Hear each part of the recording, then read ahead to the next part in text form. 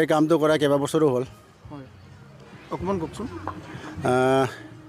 এই কামটো এনেই মানে মোৰ কৰি ভাল লাগে, কাৰণ মানে লেতেৰা হৈ থাকিলে জেগাবোৰ মানে বাৰু পৰিৱেশবোৰ এনেই চাবলৈ বেয়াও লাগেতো।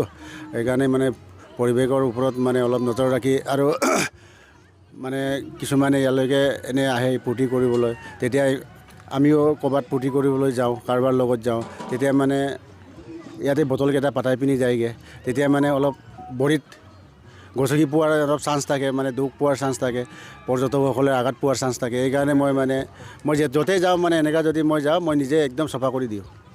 আপোনাক মানুহে কি বুলি কয়? মানুহে নাই বুজাকেইটাতো একো নকয়, তাৰপাছতে কি এইবোৰ কৰি ফুৰিছ বুলি কিছুমানে কয়, তেতিয়া এইটোতো ক'বই, কোৱাটো একো কথা নহয়। মনটো ভাঙি পৰিছেনে আপোনাৰ? মই মনটো নাভাঙো, কাৰণ মোৰ ডিচিশ্যনেই এইটো।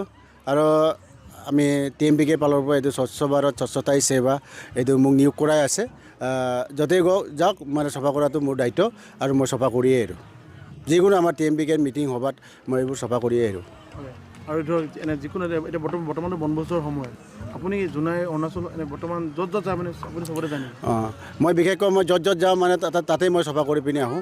আৰু মই বিশেষকৈ কি কয় এনেকৈ বিচাৰিও যাওঁ কেতিয়াবা, কোৱা জেগাটোত পিছদিনা বা এসপ্তাহৰ পাছত হ'লেও মই চাফা কৰি আহোঁ। ল'ৰাজনৰ বিষয়ে আমি যিহেতু বিশ্বশান্ত দলে নামৰ ল'ৰাজনে যদি পিকনিক খায়, পিকনিক খোৱা যিটো প্লেচত পৰিৱেশ বিনষ্ট হয় বুলি এখেত যি পদক্ষেপ লৈছে, আৰু নিজে চফা কৰি ৰাইজৰ মানে যোনে পিকনিক খায় তাত যদি যায় ধুনীয়াকৈ সি মুক্তভাৱে মানে চফা কৰে।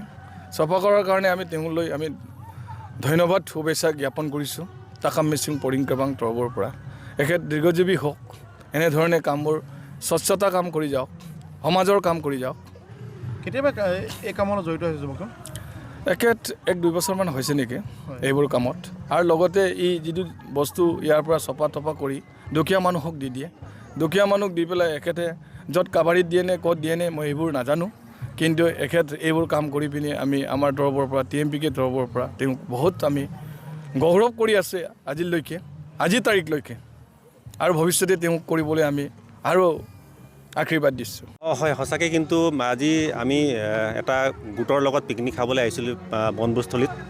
আৰু এই যিজন এতিয়া দেখিলোঁ আপোনালোকৰ এই যিখিনি ইয়াত আচলতে অপদাৰ্থবিলাক মানুহে খাই যোৱা বস্তুবিলাক, তাৰমানে ধৰক বটলৰ পানী হওক বা বিভিন্ন ধৰণৰ বটলে হওক বা আপোনাৰ ডিছ প্লেটে হওক, তাৰমানে তেখেতক আগে পিছত লগ পাইছোঁ জোনাইত, কিন্তু এনেকৈ যে পিকনিক প্লেচতো ইমান দূৰ তেখেতে অতিক্ৰম কৰি যে আহিছে, ইয়াত প্ৰায় 20 কিলোমিটাৰ দূৰতো যে তেখেতে আজি এই অঞ্চলত যে চাফ চিকুণতাৰ কাৰণে যি এটা প্ৰেৰণা যে লৈ আহিছে, যে যিটো স্বচ্ছ ভাৰত শ্লোগান বা আপোনাৰ ভাৰত চৰকাৰ এটা আঁচনি মুকলি কৰিছিলে, তেখেতে যে আজি নিজ উদ্যমী এটা লৈ কিনে কাৰো মানে আপোনাৰ বিশেষ অৰিহণা নোযোৱাকৈ একান্ত মানে তেখেতে যে আজি এই বনভোজস্থলীত প্ৰত্যেক ঠাইতে তেখেতে আজি ইয়াত যে চাফ চিকুণ কৰি গৈছে, সঁচাকৈ কিন্তু তেখেতক আমি ধন্যবাদ জ্ঞাপন কৰিছোঁ। যিহেতুকে এনেকুৱা ধৰণৰ পিকনিক জেগাবিলাকত আমি আগৰ বাৰতো গৈছোঁ, প্ৰত্যেকবাৰতে গৈ থাকোঁ, কিন্তু দেখিছোঁ মানে শেষত মানে গোটেইখিনি একেলগে জাবৰ হৈ থাকে তাৰমানে। আৰু 4-5 দিন পিছত ইয়াত আপুনি গোন্ধৰ পৰা আৱৰ্জনাৰ পৰা আহিব নোৱাৰে মানুহে। কিন্তু এই পৰিৱেশটো কিন্তু সঁচাকৈ কিন্তু প্ৰশংসাৰ যোগ্য তেখেতৰ মানে।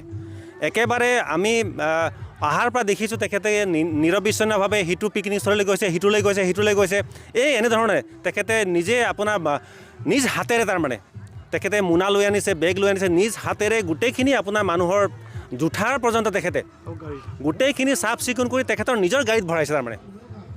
চাওক মানে সঁচাকৈ কিন্তু মানে তেখেতক ধন্যবাদ দিছোঁ মোৰ ফালৰ পৰা। আৰু আমি আচলতে এই ধৰণেৰে আমি দেখাব লাগে পৰিষ্কাৰ পৰিচ্ছন্নতা তাৰমানে।